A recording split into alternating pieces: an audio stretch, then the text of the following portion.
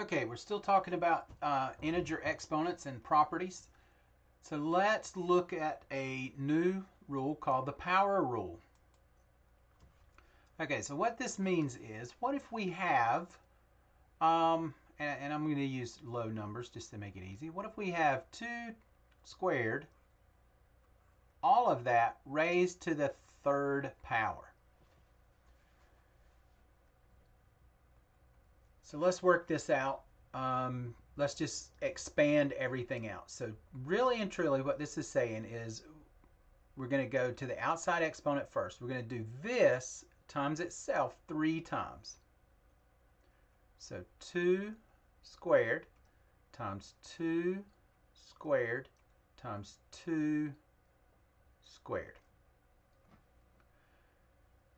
So we've expanded out the first exponent. All right, now let's expand out each of these exponents. So 2 squared means 2 times 2 times 2 times 2 times 2 times 2.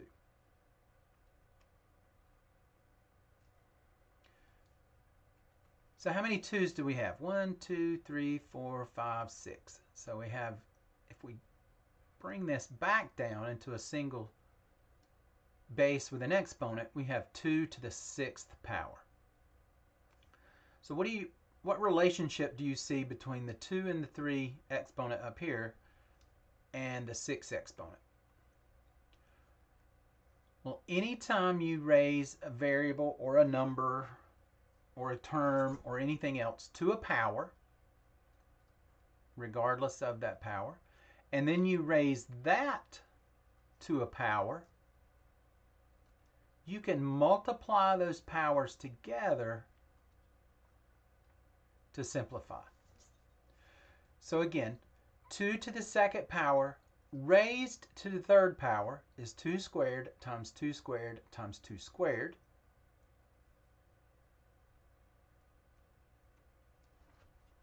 And then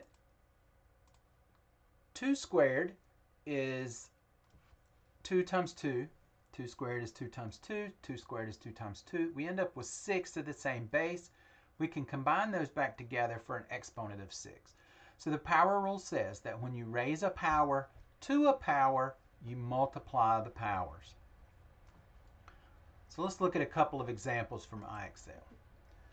Keep in mind, make sure you read the instructions before you put in your final answer. So they want a single exponent.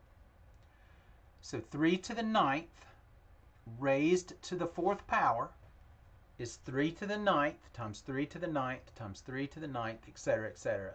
If we wrote all of those out, we would have 36 3's. So 9 times 4 is 36. So we can multiply the powers together. So we can just multiply those together to get the new exponent.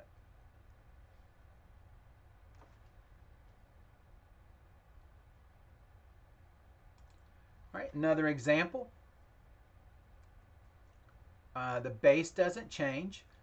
We're raising 7 to the 8th power, and then we're raising that entire term to the 4th power.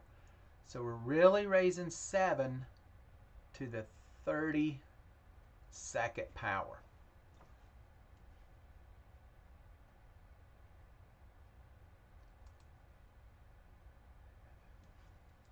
None of the IXL assignments get any more tricky than that, but I just wanted to show you real quick, what if you had 2 different terms inside a parentheses? You won't see this in this IXL, but we will see it later. But just to show you, the distributive property works exactly the same way. So you would distribute that 2 to both of these, and you would end up with x to the 4th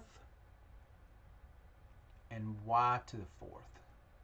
So just keep that in mind for later. So the math rules that we learn never change. I say that a lot.